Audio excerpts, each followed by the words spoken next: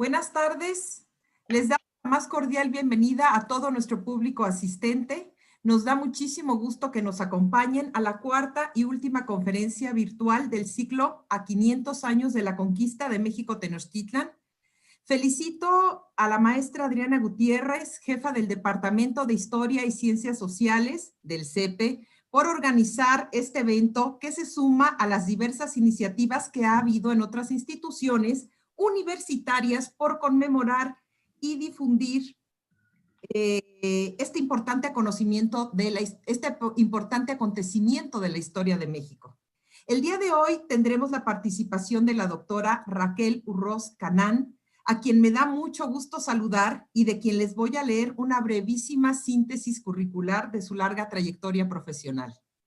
Es licenciada y maestra en Historia por la Universidad Nacional Autónoma de México y doctora en Antropología también por la UNAM. Realizó una estancia postdoctoral en el Instituto de Geografía, en donde analizó la relación entre la literatura y la geografía del siglo XIX. La doctora Urroz ha impartido clases en diversas instituciones, por lo que ha sido profesora de Historia de México en el Centro de Enseñanza para Extranjeros, de Geografía y Cartografía en el Instituto José María Luis Mora, de México Antiguo en la Escuela Nacional de Antropología e Historia y de México en el siglo XIX en el Instituto Tecnológico Autónomo de México. Raquel ha colaborado en numerosos proyectos y publicado numerosos artículos de investigación. Entre los más destacados se encuentran la conformación del espacio americano en la cartografía europea de los siglos XV y XVI, percepción europea y realidad americana, México y Perú en la cartografía del siglo XVI, y la construcción de una geografía cultural, la Ciudad de México en los bandidos de Río Frío, 1889-1891, de Manuel Paino. También ha publicado varias reseñas críticas sobre la historia de la cartografía y sobre la geografía histórica en México. Es autora del libro Mapas de México, Autores y Contextos, y actualmente está preparando la publicación de la obra Territorio, Paisaje y Estado Mexica. La doctora Urroz nos impartirá la conferencia titulada México Tenochtitlan en la percepción cultural europea. Muchas gracias, Raquel, por aceptar la invitación y te cedo la palabra. Gracias, Ligia. Muchas gracias, Ligia, por la invitación y gracias a Lupita Gómez Aguado y Adriana y a todo el equipo del CEPE que están aquí y me invitaron muy amablemente a ser parte de este ciclo de conferencias para conmemorar estos 500 años tan importantes. Entonces, si les parece, voy a compartir mi pantalla para dar inicio a... Ahí estamos, ¿no? Creo. Perdón. Ahora sí. Entonces, aquí empiezo, si les parece bien. Y, bueno, ¿de qué se va a tratar esta charla? El título es Tenochtitlan desde la percepción de los europeos que llegan a este continente, o sea, específicamente la ciudad de Tenochtitlan. Para digamos, indagar en esto, me hice las siguientes preguntas. ¿Por qué pareciera que si vemos en conjunto en todo un mapa del continente americano, aquí en punteado está todo el área cultural, todo el área geográfica que solemos llamar Mesoamérica para su estudio? Dentro de esta área está lo que solemos llamar como este estado hegemónico que se fue expandiendo y que es el Imperio Mexica o el Estado Mexica. Bueno, pues parecería que desde 1517, ahora sí que todos los caminos conducen a Tenochtitlan. ¿Por qué pareciera que las expediciones por el Golfo de México al final, de alguna u otra forma, digamos, tienen un inicio y un fin con la caída de esta capital? Para responderme a esa pregunta y otras preguntas, por ejemplo, ¿y por qué no otra? O sea, ¿por qué había que llegar? ¿Por qué era tan importante llegar y dar noticia en Europa de que cayó esta ciudad? ¿Qué percibieron ¿Cómo catalogaron esta ciudad los españoles? ¿Qué papel jugaba para que le dieran tal importancia? ¿Qué modelo europeo proyectaron en esta ciudad? ¿Qué representaba? O sea, ¿por qué fue tan importante o no? ¿O cómo fue clasificada? Entonces, para eso, como sabemos, bueno, todas las expediciones que salen de Cuba, a partir de 1517, pues es lo mismo, ¿no? Pareciera que no se quedan en ningún sitio, sino que al final se trata de llegar a México Tenochtitlan. No para que acabe una conquista, sino para que empiece el resto de las conquistas, ¿no? Entonces, yo la respuesta que me doy en parte, se las voy a presentar. Entonces, Civitatis Orbis Terrarum, ¿qué es esto? Bueno, resulta que este es un atlas que se publicó en 1572 y hasta 1617 pasó por 6 revisiones. Fueron 3 tomos y es un atlas que reúne todas 600 planos de ciudades y vistas, de ciudades, digamos, idealizadas, pero con un diseño renacentista, ¿no? Entonces, en total, esta obra reúne 600 planos, de los cuales 561 son ciudades europeas. Les voy a mostrar un ejemplo. Este es Toledo. Lo que quiero es que vean las características de lo que para ellos son una ciudad estereotipada al modo renacentista. Fíjense, Toledo está bien delimitada. Otra característica es que demarca un espacio densamente poblado del resto que hay afuera. Este, por ejemplo, es París. Otra vez hay una demarcación, hay cierta traza regular, hay un espacio más natural que se encuentra a las afueras de esta demarcación. Hay mucha piedra, se tiene que entender que son casas de piedra, que hay edificios y que viven conglomerados, ¿no? Humanos. Este es Barcelona, por ejemplo. Muchas ciudades se daban el lujo de estar amuralladas, ¿no? Ahora, afuera de estas murallas, digamos que existe esta traza que divide 2 tipos de espacios. El espacio ordenado, civilizado, altamente poblado, y el mundo de afuera, que básicamente es la naturaleza o el campo, en donde no hay mucha vida y mucha actividad, ni comercial, ni administrativa, ni de ningún tipo. Este es otro ejemplo muy bonito de Lisboa, que es un puerto, hasta arriba está aquí el castillo de San Jorge, pero se ve lo mismo, ¿no? Una reunión, una gran comunidad humana viviendo en edificios, algunos más importantes que otros. Entonces, estas son las características de las ciudades renacentistas. Este, por ejemplo, es Roma, otra vez una especie de lugar cerrado, cercado, a veces amurallado, y a las afueras o montañas o pastos o un mundo pues más bárbaro, más pagano, más hostil, de una naturaleza sin ley quizá, ¿no? Entonces estamos hablando de un tipo de vida que se cultiva dentro de las ciudades. Y esto es lo que muestran estos planos y vistas de las ciudades a lo largo de todo finales del siglo XVI y a lo largo de todo el siglo XVII. Toda la gente de Europa, esto es lo que podía contemplar, estas vistas de ciudades, ¿no? Por ejemplo, este es Burgos, más chiquita, arriba tiene su castillo, y otra vez lo mismo. ¿Quién habita fuera de la traza y de la concentración de ciudadanos? Pues unos borreguitos y unas personas ahí, un burrito, alguno que otro, pues que viven de forma un poco desordenada, ¿no? Este es Parma, por ejemplo. Otra vez las mismas características de una vida urbana. Esta muy bonita es Coimbra, otra ciudad en Portugal. Mismas características, ¿no? 2 mundos que están bien demarcados. Pues resulta que en este atlas solo los europeos pudieron contemplar a lo largo de 2 siglos únicamente de estas 600 planos de ciudades europeas y algunas asiáticas, solamente 3 ciudades en el continente americano. Esta es una, este es Cusco.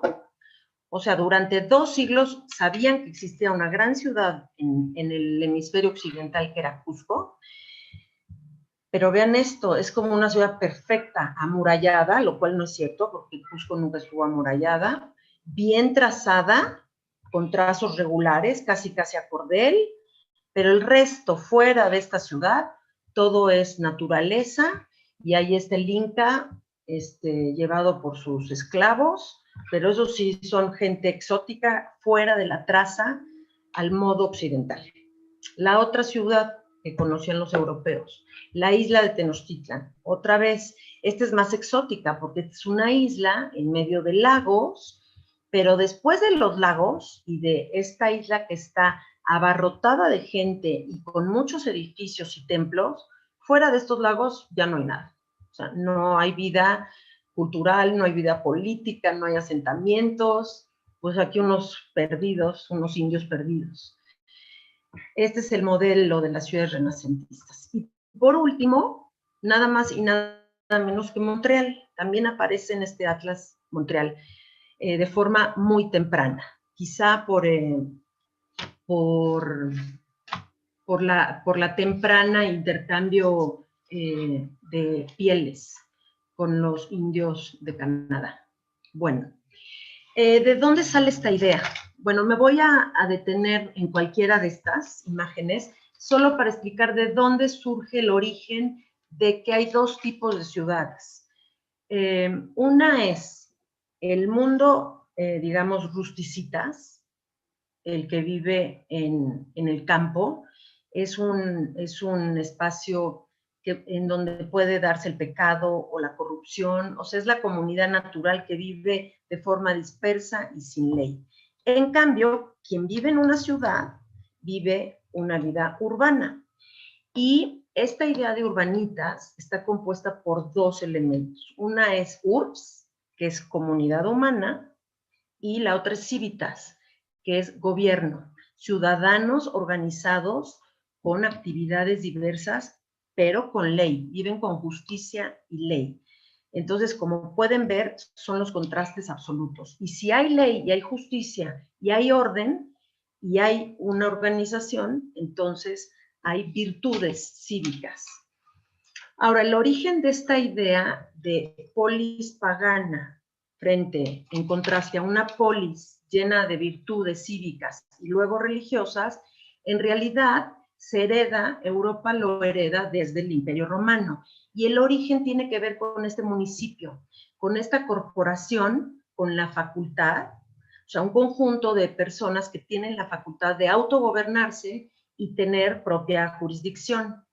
Bueno, en realidad desde Aristóteles se habla de que unos ciudadanos que están organizados es igual a tener gobierno.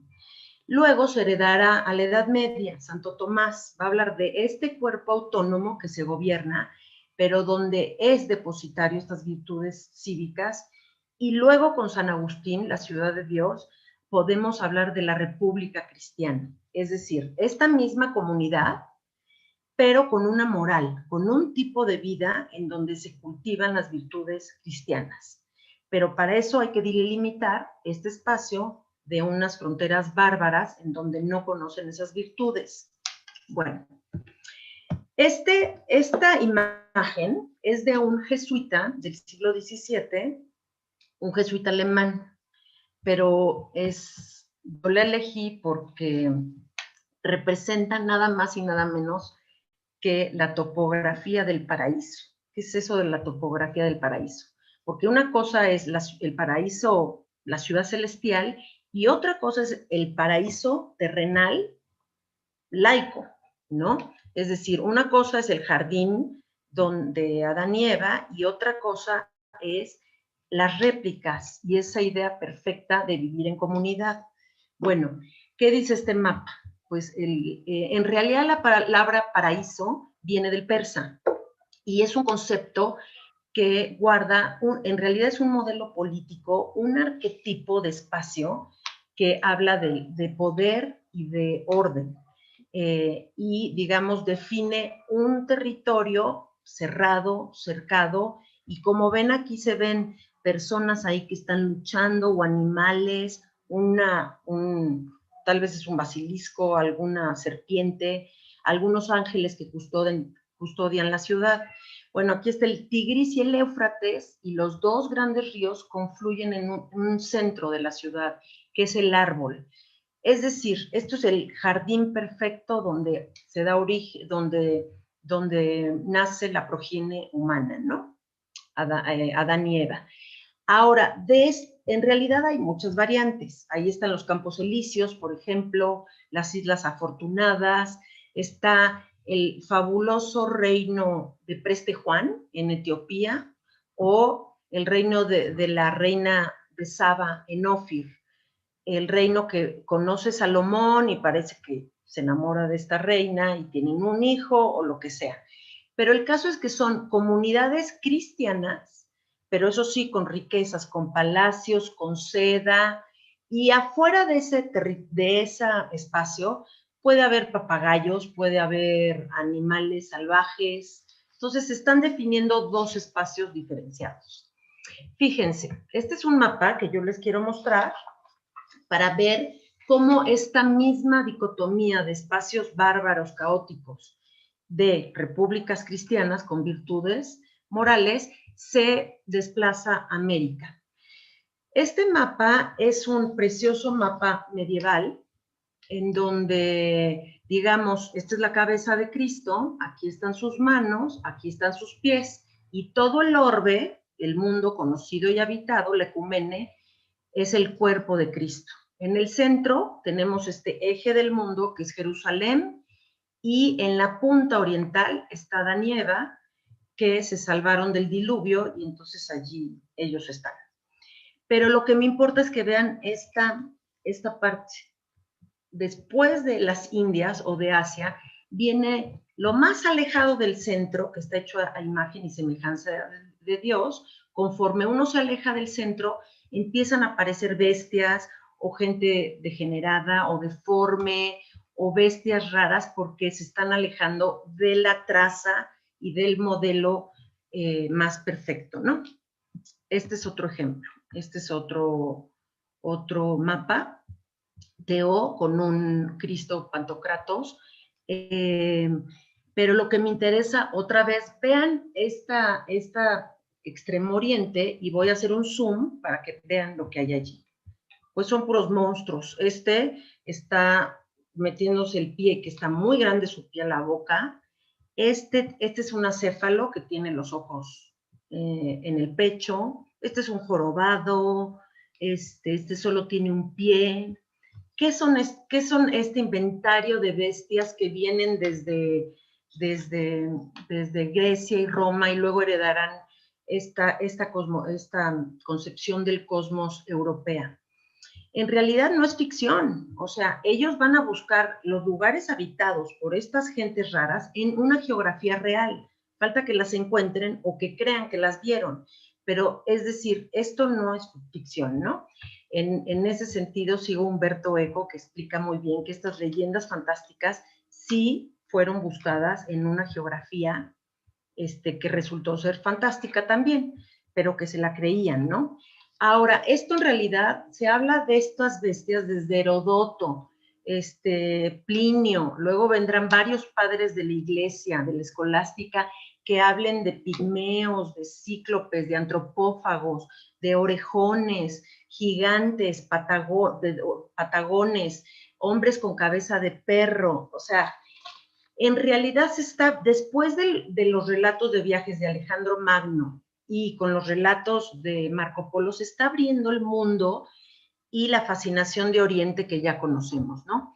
Pero lo que a mí me interesa remarcar es que cuando en la Baja Edad Media se rescaten las ideas científicas griegas y romanas, se va a aceptar la teoría de los antípodas.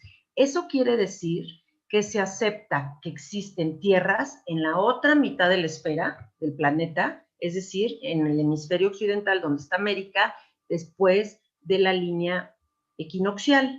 Entonces, se rescata esta idea de las antípodas y allí se desplazan, o sea, en futuras tierras americanas, se desplazan estas bestias o monstruos o gente deforme que quedaba en los rincones del mundo y de la traza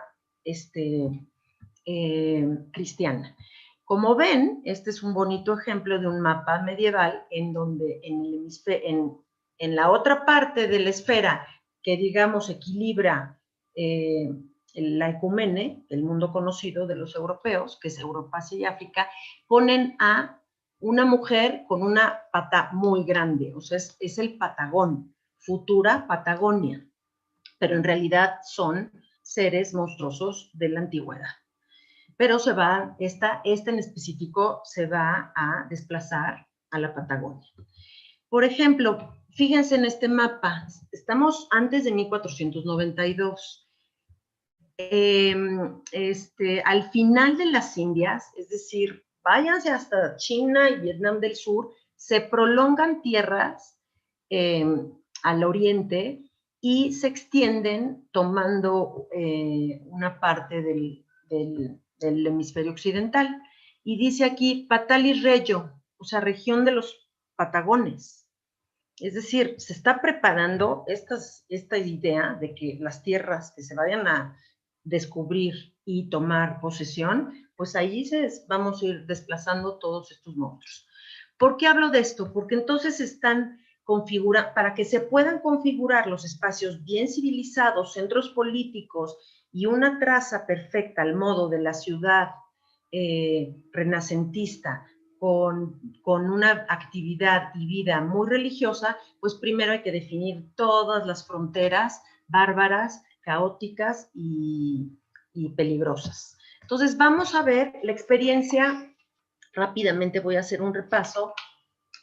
¿Quiénes son estos que llegan entre Colón y Cortés? Más o menos estamos hablando de 30 años y estamos hablando de este espacio, o sea, de un espacio caribeño. No podemos pedirles más porque no había más todavía en la concepción de los espacios más que estos viajes caribeños, desde Colón, digamos, hasta Cortés.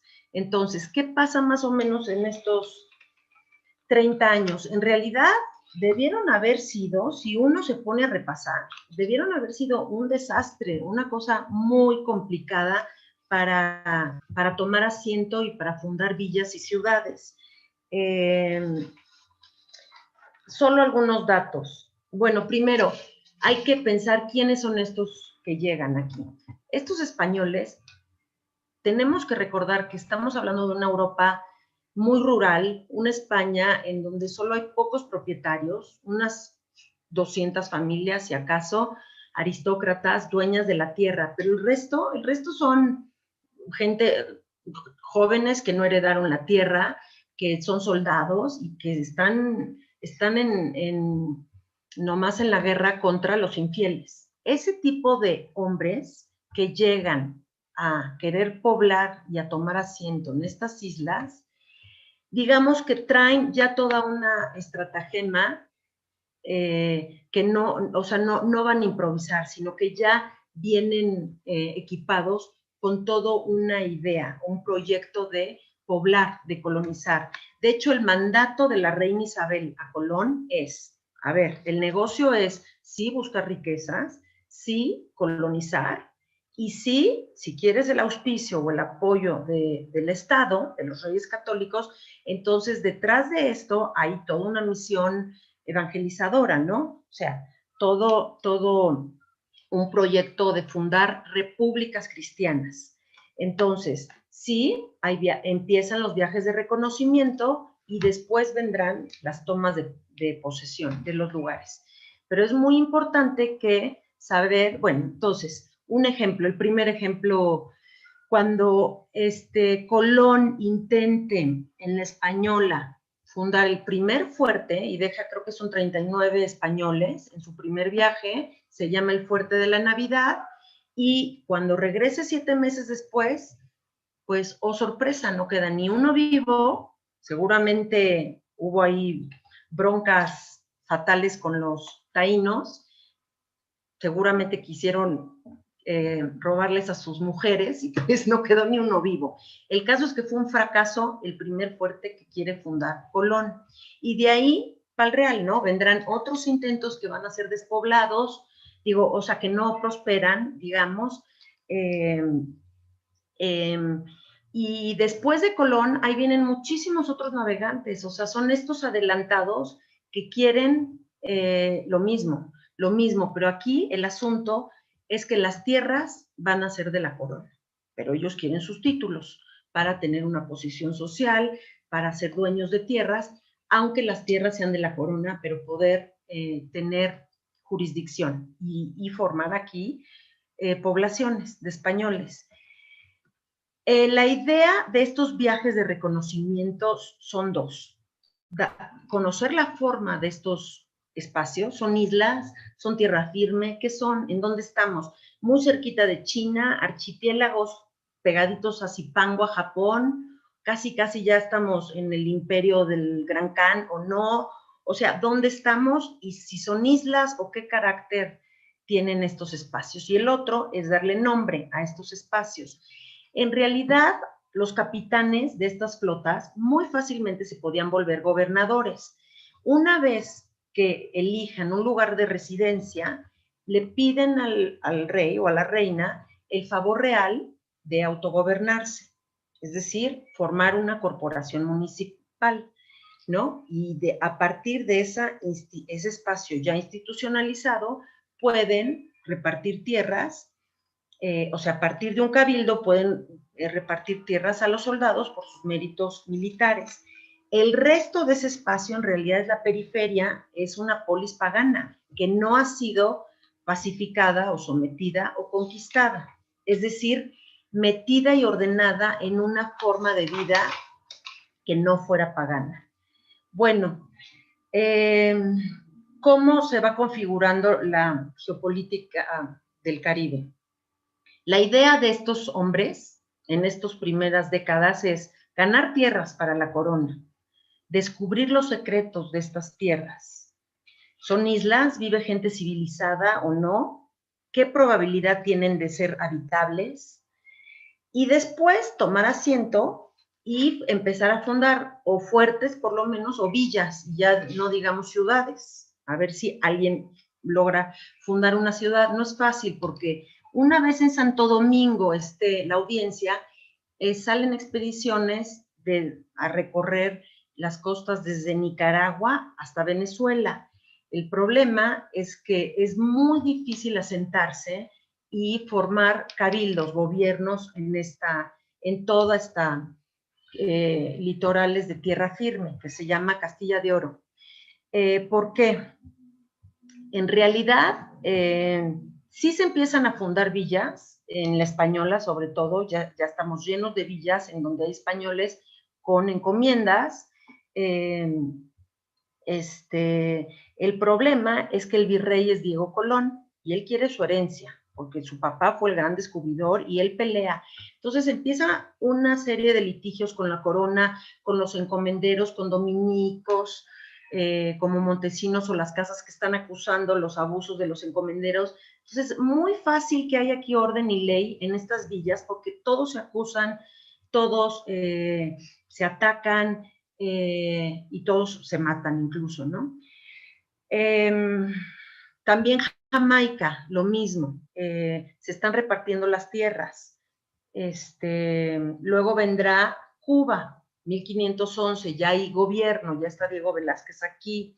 Al mismo tiempo se están intentando establecer algunos gobiernos en Panamá y en Colombia, en el Darién. O sea, es muy difícil el Darién porque es la selva, todo el tiempo hay choque, guerras con los taínos, se trafica esclavos que se mandan a la española porque se han muerto muchísimos, y además ya se están acabando el oro, entonces vamos a hacer plantaciones de azúcar.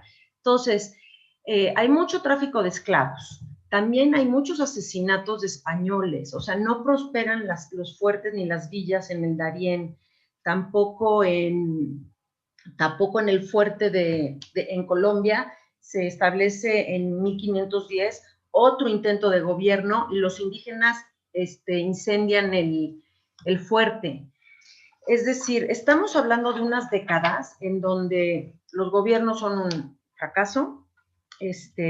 Siempre estamos hablando de que con unos pocos sobrevivientes, por ejemplo, Núñez de Balboa, se va a establecer otra población con los sobrevivientes de los otros fuertes, ¿no? Entonces, muy complicado estas décadas para fundar, digamos, un gobierno y a la postre pensar en una ciudad.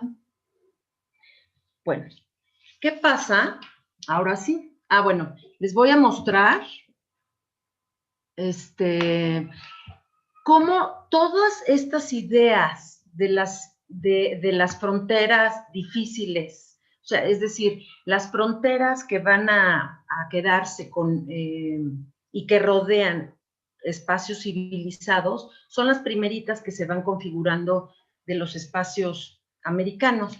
Y esto, y para prueba, pues la cartografía coetánea. Les voy a dar algunos ejemplos.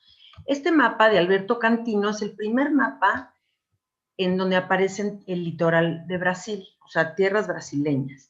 Pero como pueden ver, cuando les faltan nombres a los cartógrafos, pues, o todavía no se exploran esas tierras, pues les ponen dibujitos o les ponen imágenes.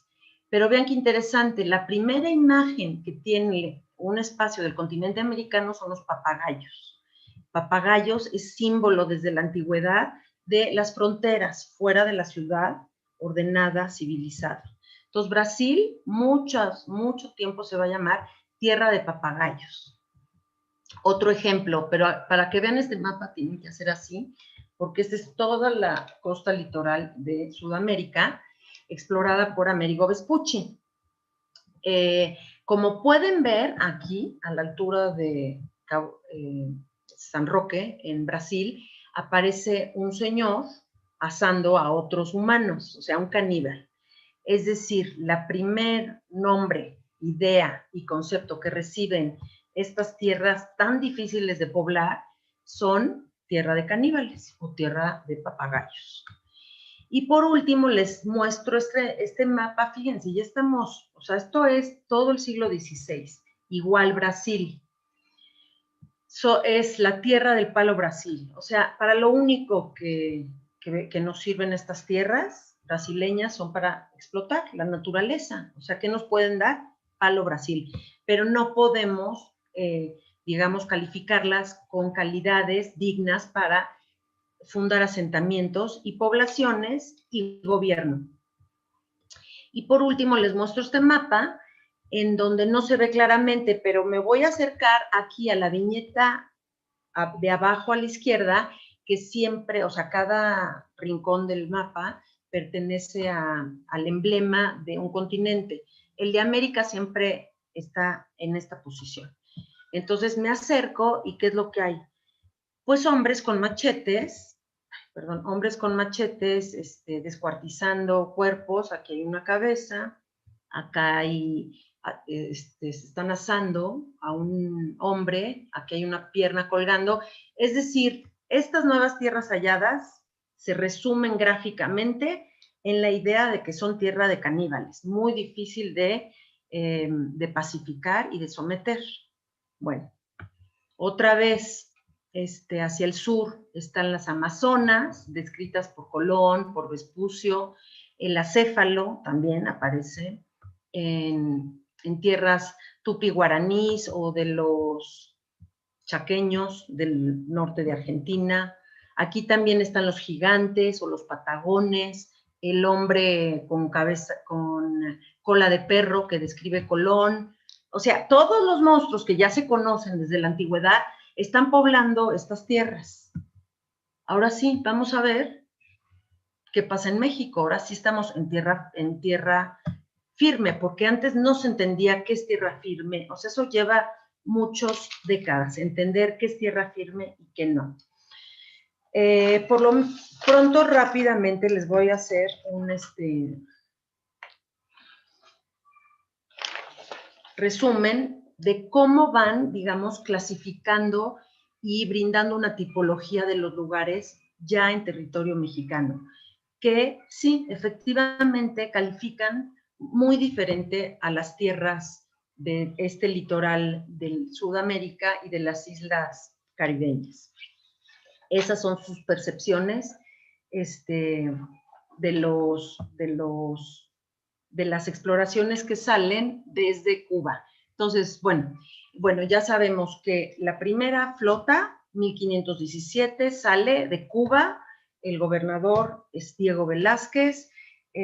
Ahora, Cuba ya está lleno de villas y de encomiendas. Estos encomenderos, estos vecinos que ya viven allí hace varios años, a veces luego se aburren y ya quieren ir a conquistar y a poblar y a explorar nuevas islas para ver si vuelven a traficar esclavos o encontrar riquezas. O sea, eso sí es una constante. Y también explorar, sobre todo explorar el Golfo de México, ¿no? A ver de qué se trata. Y sobre todo saber si esta península, es decir, bueno, ya, en este mapa me voy a quedar.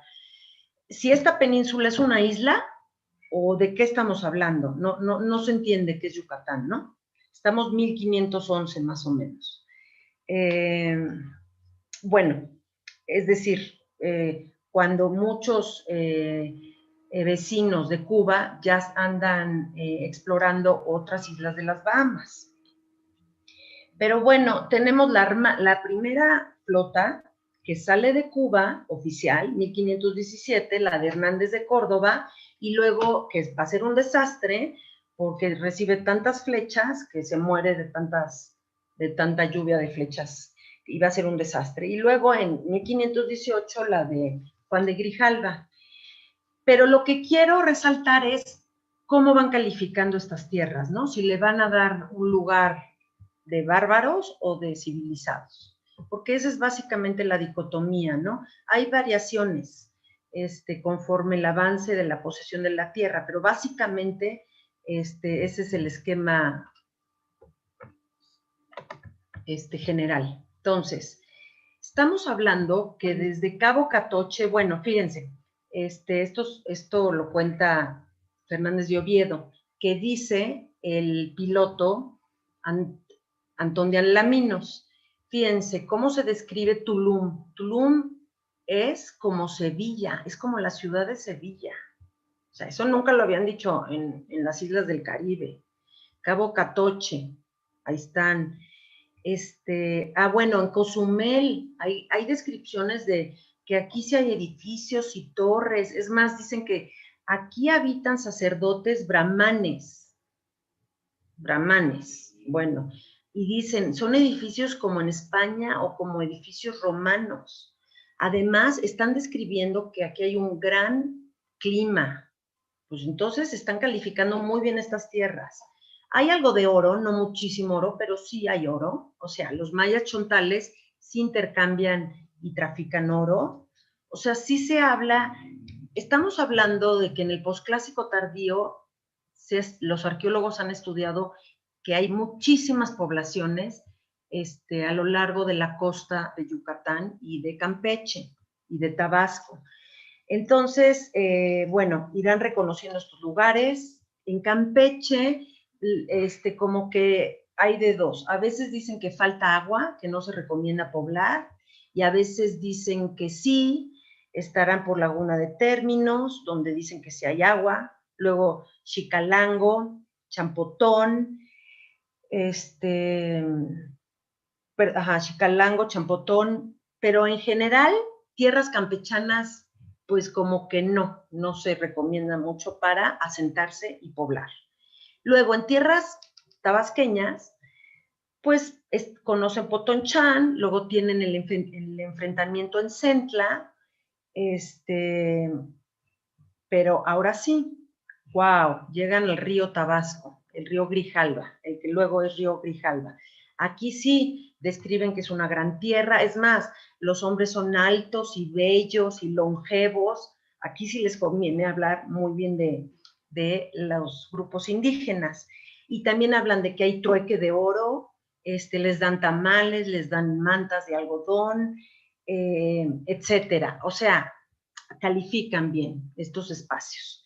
Después, pero por alguna razón, nadie está pensando quedarse a tomar asiento en todas estas tierras chontales. Digamos que a partir de Río Dos Bocas, Coatzacoalcos y hasta Veracruz, en realidad hay como una decepción de los españoles, ya no se menciona el rescate de oro, y no solamente no hay oro, además se está teniendo noticias de prácticas abominables, o sea, hay sacrificios, hay ceremonias, hay ídolos en la isla de sacrificios, o sea, tampoco nos está gustando demasiado como para quedarnos aquí a vivir. ¿Por qué? ¿Cuál es la explicación? Sí, sabemos que Hernán Cortés en Veracruz funda una villa, es decir, es una villa, pero con cabildo, o sea, con gobierno. Claro, para que él pueda tener título de gobernador y poder tener autogobierno y tomar sus propias decisiones. Pero en realidad el carácter que le van a dar a Veracruz es de tipo comercial y marítimo, no como para fundar una ciudad capital política, no. A partir de Veracruz y hasta la caída de la Ciudad de México, Tenochtitlan, van identificando grados culturales, van dando una tipología y valorando desde su percepción, y claro, siempre tienen en mente el lugar idóneo para asentar ciudades, es decir, fundar centros políticos donde trazar este modelo urbano y de vida ética, como lo he dicho. Y para dar un ejemplo, cito a José de Acosta que dice: lo que buscan los españoles son edificios y grandeza de corte y de provincias, tesoros y riquezas y orden y policía. Eso es lo que se está buscando. ¿Lo encuentran en Tenochtitlán? Pues al parecer, sí. Aunque hay quejas de que Hernán Cortés dirá, híjole, pues sí, será la capital de un estado de Moctezuma, pero aquí hay muchos vapores, o sea, se encierra el agua, no tiene las mejores condiciones climáticas a su parecer, pero con todo y todo la prefiere que la vertiente del Golfo. ¿Por qué? ¿Cómo juzga esta isla? Bueno, pues así es como nos podemos imaginar que fue la ciudad de Tenochtitlan, gracias a esta bellísima pintura de Diego Rivera o a esta pintura que ya es icónica de Covarrubias. Pero lo que sí es arqueología es esto: el centro ceremonial es una reconstrucción a partir de los hallazgos arqueológicos. Es decir, se está cumpliendo lo que buscan los europeos: edificios, riquezas. Bueno, este es el centro tributario de un estado poderoso. Está densamente poblado, sí, es una isla altamente poblada, es un centro de poder. Hay un conglomerado humano que habita esta isla. Es decir, Cortés está reforzando, a mi parecer, la posición central de en el altiplano, en la cuenca y en la isla, ¿no? Es decir, se da cuenta que está en una geografía, en un punto central de la geografía, desde donde se puede irradiar este modelo urbano, político, porque esta es una capital religiosa y simbólicamente, digo, en términos simbólicos, es altamente religiosa, militar y política. Esas son las características de esta ciudad, ¿no? Que Cortés va a entender desde mucho tiempo antes. Bueno, esta es la percepción que creemos que tiene Cortés de la ciudad de Tenochtitlan, porque manda dibujar esta isla y es el primer mapa que tenemos de Tenochtitlan, bueno, el más antiguo. ¿Cuál es el mensaje que quiere dar Cortés? Yo, conquistador de una gran capital, o sea, de un espacio grande, densamente poblado, con muchos edificios. Entonces, ¿qué necesito? El favor real y que me manden el escudo de armas. Acta de fundación no, porque ya México Tenochtitlan tenía su propia fecha de fundación. Entonces eso, pues no, se lo saltarán. Pero digamos, sí crear legalmente una institución en donde se pueda arraigar una oligarquía española que busca ser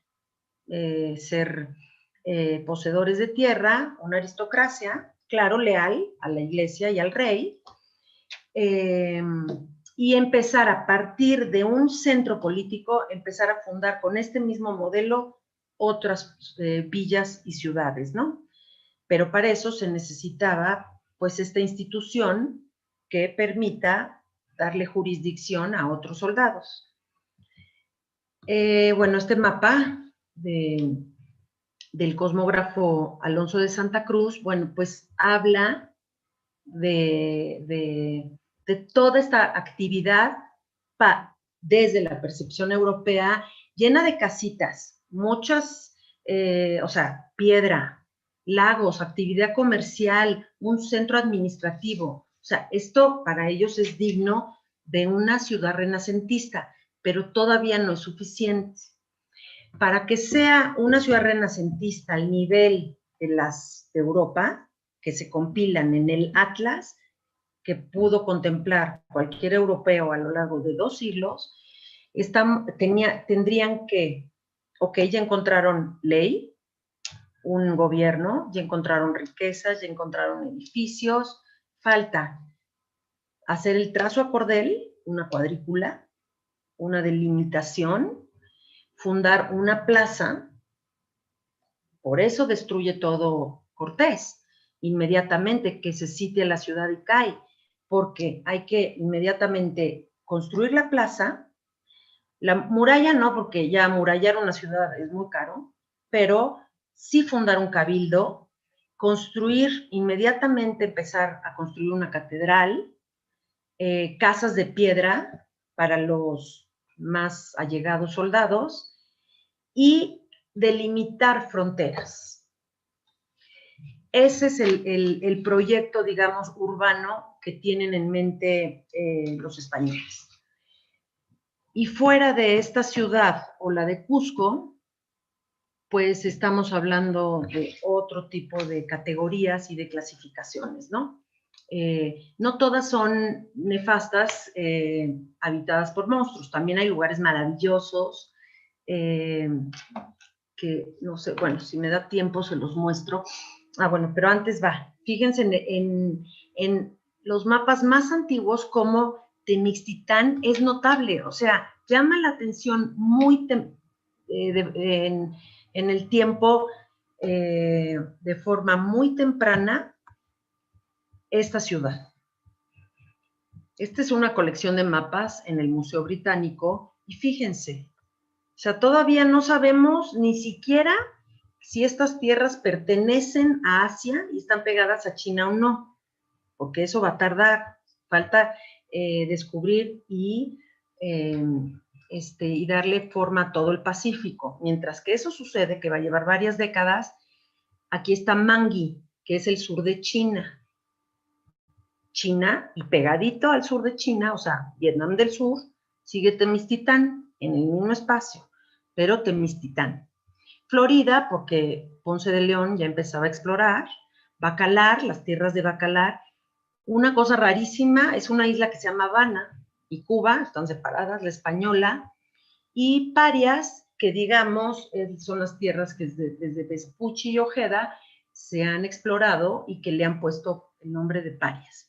Fuera de eso, no hay nada. Como ven, Tenochtitlan es uno de los lugares que se deben de resaltar desde la percepción europea y para el público europeo. Este mapa es quizá el primero en donde ya América tiene dimensiones continentales y está separado de Asia. Pero para que vean cómo uno de los primeros nombres para estos espacios dignos de ser nombrados es, otra vez, aquí está Tierra Florida, aquí está Temistitlán, y pues aquí seguimos con la Tierra de Caníbales, y aquí seguimos con el reino de los gigantes. Pero bueno, pues Temistitlán sí aparece. Y Cuba, bien grandota, es así. Y este mapa, que es muy bonito, este atlas de un cartógrafo portugués, fíjense, aquí está el Amazonas, que ocupa el centro de todo el mapa, pero si nos movemos, aquí dice Guatemala, y ven cómo se representa el México imaginario. Es un conglomerado de casitas de piedra en un lago. O sea, esta es una ciudad exótica, pero es una ciudad, o sea, tiene el grado de ciudad. ¿Cómo se representa una ciudad? Muchas casitas bien cercadas. Ahí está México, y el resto del continente sudamericano no tiene la suerte de tener esa representación. O sea, suerte o no, pero así fueron juzgados y clasificados los espacios americanos desde la percepción europea. Y finalmente, fue tan fuerte esta conquista y este imaginario de una gran ciudad que empezó, obviamente, con la propaganda de Hernán Cortés y se fue, y todos los cosmógrafos y cartógrafos fueron replicando esta idea de una gran ciudad, de una gran capital, que digamos, en los mapas geopolíticos de todo el hemisferio occidental, a todo el norte de América le llaman la Nueva España. O sea, ocupa toda la mitad de las tierras descubiertas, y la otra mitad, pues, es el Perú. O sea, solo hay dos nombres que son dignos de nombrar en un mapa geopolítico. Bueno, como sabemos, este es el primer atlas moderno. Igual, todo el norte del continente se llama Mexicana, por México, Tenochtitlan. Y por último, de esta afamada escuela de Ámsterdam de cartógrafos, está este mapa de Plancius, en donde otra vez todo el norte de las tierras del hemisferio occidental se llaman Mexicana y todo el sur se llama Peruana. Lo demás, es decir, las fronteras, la periferia de las dos grandes capitales, Cusco y México, son ciudades, son espacios para la rapiña, para choques muy violentos con otros grupos, y desde su percepción no son dignos de tomar asiento. Y por último, pues aquí está el emblema de América, que es esta mujer. Ya no son los caníbales, por lo menos, pero es una mujer desnuda sobre un armadillo gigante, y es una mujer flechera, ¿no? Y bueno, pues esta es la percepción de los espacios americanos y el papel preponderante, definitivo, que ocupa en su imaginario la ciudad de Tenochtitlan. Y con eso, Ligia, Cepe, termino y agradezco muchísimo esta oportunidad.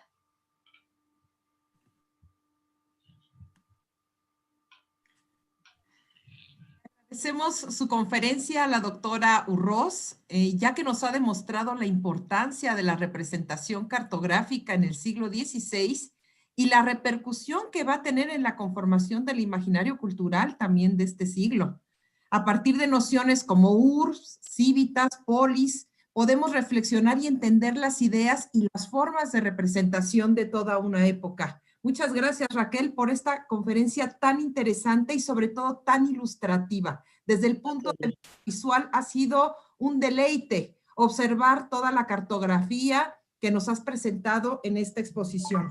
Bueno, tienes varias preguntas que están haciendo nuestros asistentes a esta conferencia, y la primera de ellas dice: ¿cómo lograron hacer un plano vista aérea de París en el siglo XVI? No, o sea, el proyecto de este atlas que les mencioné, en realidad son artistas flamencos que son muy viajeros y son pinturas.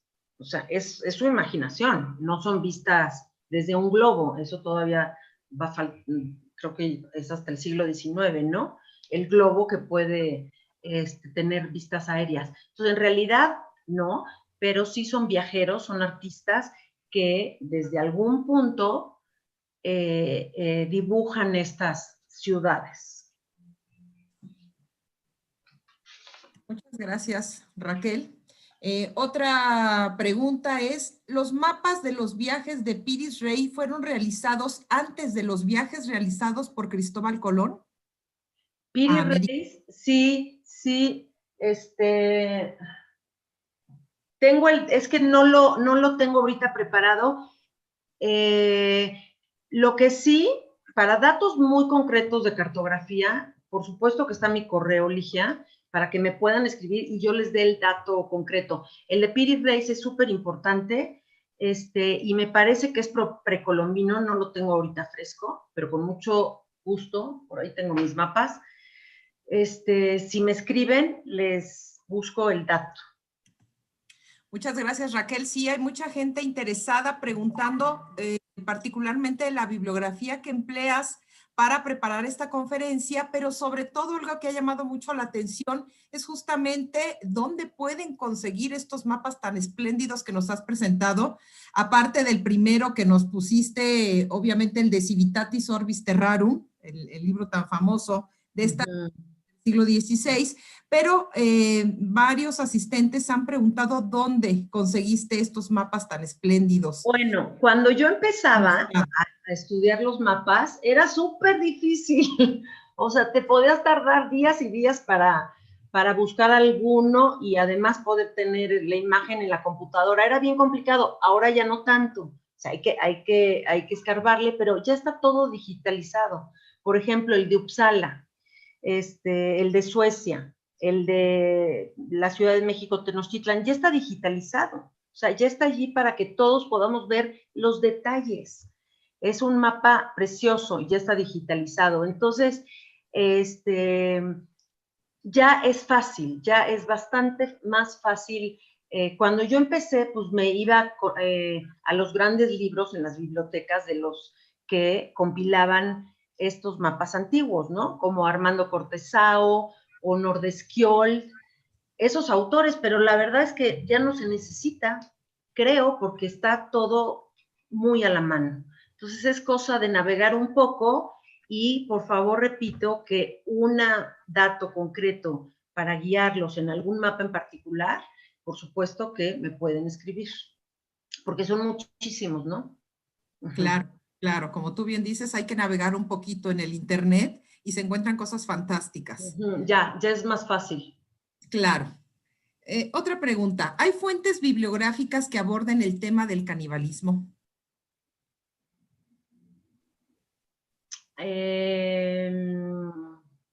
A ver, bueno, en la antigüedad, es decir, estas ideas del canibalismo se proyectan en tierras americanas, independientemente de que sí hubo aquí o no, que sí hubo, pero tiene sus propias formas ritualizadas, etcétera. Entonces, habría que separar. Una cosa es las leyendas fantásticas de la antigüedad, que se recogen desde la Grecia y Roma clásica.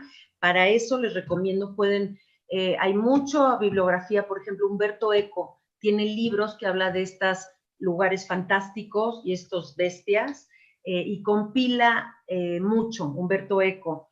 Ese es uno. Otro se llama Rojas, se apellida Rojas, es un historiador chileno y que también ha escrito libros sobre todo este bestiario, y allí obviamente están los que comen carne humana. Pero si no, pues hay que leer a Herodoto, hay que leer a Plinio, hay que leer a Isidoro de Sevilla, y digamos, ellos describen, ¿no? Gente que vive en Oriente, que come carne humana. Entonces, eso sí, hay muchas fuentes directas y también estudios. Y en América es otra cosa, es un estudio más de tipo antropológico que tiene que ver con, sí, con ceremonias y prácticas rituales que no tienen que ver, no es un canibalismo de sobrevivencia que me como al de al lado, eso no, eso claro que no existió. Pero entonces son dos tipos de conceptos, ¿no? Que hay que diferenciar. Claro, claro, sí. Y muy vinculada con esta pregunta, justamente te cuestionan en qué sitios, por ejemplo, en América se practicaba el canibalismo. Bueno, eh, yo creo que habían unas fronteras terribles en donde podían pasar cosas que ni nos imaginábamos. Por ejemplo, los españoles chocan con las fronteras mapuches, toda la Araucanía, después del centro de Chile hacia el sur, y también con las regiones del Chaco, al norte de Argentina, que allí debieron haber habido todo tipo de abusos, cosas espantosas, igual con los tupis guaraníes, igual con las fronteras del norte de México, o sea, allí se declara la guerra justa, ir a cazar indios bravos, ¿no? Mientras que se da toda esta discusión política filosófica que es una maravilla entre teólogos y abogados en el imperio de Carlos V para definir quiénes son estos indios y que no se debe esclavizarlos, mientras pues sí se cometen muchos abusos, mientras que se regula todo esto. Entonces, pues así particularmente no, imagino que debieron haber fronteras de guerra justa con historias espeluznantes. Ahora bien, sí sabemos y sí se ha estudiado que el pueblo mexica, pero desde el Estado, o sea, desde el gobierno, la administración central, sí tenía prácticas que incluían algunas veces y en ciertos contextos el consumo de carne humana, ¿no? Pero solamente, o sea, no es así nomás. Por ejemplo, los guerreros, en algún momento, en alguna ceremonia y con un fin, sí, sí podía ser que comieran el pedazo de la pierna del cautivo. La llevaban a su barrio y la compartían como pozole, pues sí, con maíz. Sí, sí, sí, Claro, el sí. canibalismo con fines rituales. Sí, otra cosa, Esto ¿no? se habla en la Ciudad de México, Tenochtitlan. Bueno, que ahora, ¿no? Que está documentado. Otra pregunta, Raquel. ¿Es cierto que los vikingos fueron los primeros en llegar a América? Sí, entre muchos otros, por ejemplo, hay un documento cartográfico, no lo tengo ahora aquí, pero en donde se registra en el año 1000 estas expediciones vikingas y de Islandia que llegan a Tierra del Labrador y y a Terranova. El asunto, y seguramente viajes, digamos, transpacíficos del sureste de China. Hubo un emperador que impulsó estos viajes, que seguramente contactaron tierras del sur, digamos, de la costa peruana y ecuatoriana. El asunto es que tienen otro tipo de carácter estos viajes. Son de intercambio comercial, de intercambio cultural, no son de conquista, no tienen esta noción. O sea, estamos en un contexto en donde Carlos V está heredando un imperio gigantesco. Y estamos hablando de un imperio militante en donde tiene que llegar el cristianismo a todos los rincones del urbe y por tanto hay que poblar y fundar repúblicas cristianas. O sea, esto es todo un proyecto imperial, el que le toca vivir a México. Y en ese contexto hay que entender que no tienen nada que ver los contactos precolombinos que estos que son sistematizados para poblar y fundar ciudades y avanzar. Claro. Otra pregunta. ¿El mapa de Uppsala es de Alonso de Santa Cruz? Eh, el mapa de Uppsala, creo que el que está en Suecia, en realidad, creo que es una copia.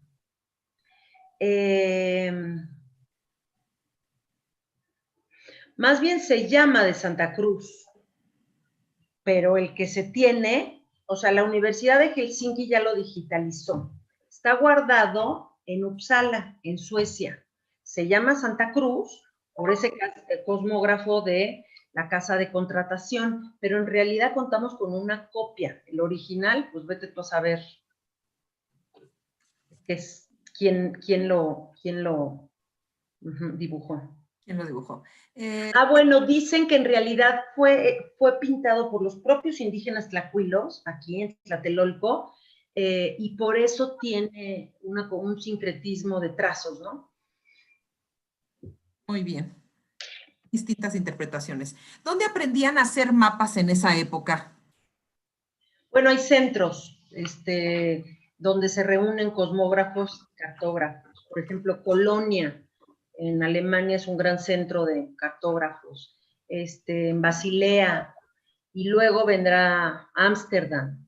Entonces, sobre todo es Alemania y Ámsterdam, porque allí está este mundo protestante en donde, en sentido de la imprenta, pues sí son los más avanzados. Entonces, cualquier noticia, cualquier novedad que llegue de Sevilla o de los nuevos descubrimientos de tierras recién halladas, pues los cartógrafos y cosmógrafos, sobre todo en Alemania, los meten a la geografía que tienen, actualizan sus mapas y se empiezan a reproducir y hay tantas imprentas que esos son los centros que, digamos, pueden propagar las noticias, ¿no? Geográficas. Claro. ¿Qué impacto tuvo el mapa de Uppsala en Europa? ¿Fue conocido? Yo creo que se refiere en la pregunta. Se descubrió, creo que hace, no sé, 50, 100 años. Hay un estudio, porque no tengo yo muy fresco, pero no, esto es un gran descubrimiento de hace poco. Está toda esa información de la historia del mapa en este libro precioso que editó Miguel León Portilla y Carmen, ay, se me olvidó el apellido de Carmen, y se llama México Tenochtitlán hacia 1550. Y ahí viene toda la historia del descubrimiento de ese mapa, ¿no? Pero no tiene todo un azar el mapa, como todos los mapas siempre andan por todos lados y por fin se descubren. Pero no tiene tanto tiempo. No sé si 100 años, no recuerdo la historia. Pero en este libro se cuenta muy bonito. Bueno, pues creo que varios asistentes a esta conferencia te estarán escribiendo para solicitar bibliografía especializada porque verdaderamente has despertado un gran interés a partir de las imágenes y a través del discurso que nos has brindado en esta espléndida conferencia. Pues te agradezco mucho por esta participación, por haber aceptado la invitación que te hizo Adriana de estar en este ciclo. A todo nuestro público asistente que nos acompañó a lo largo de estas 4 conferencias, pues también le agradecemos su asistencia. Esperamos que nos sigan acompañando en otros eventos que organiza la Coordinación de Cultura a través de los departamentos de Historia, Arte y Literatura en el CEPE. Y ustedes ya saben que pueden consultar nuestra cartelera en nuestra página principal del CEPE. Muchas gracias, Raquel. Gracias, Ligia. Para que te despidas. Te agradezco y con mucho gusto comparto mi correo si es para el que necesite bibliografía. Muchas gracias. Tú lo anotas, ¿verdad? Allí lo tienes. Si quieres yo lo anoto y ya la gente que nos vaya escribiendo para transmitírselo a Adriana y que puedan poner en comunicación contigo. Muchas gracias, Ligia, y gracias, Epe, por este espacio. Gracias, nos despedimos de todo nuestro público asistente. Hasta la próxima.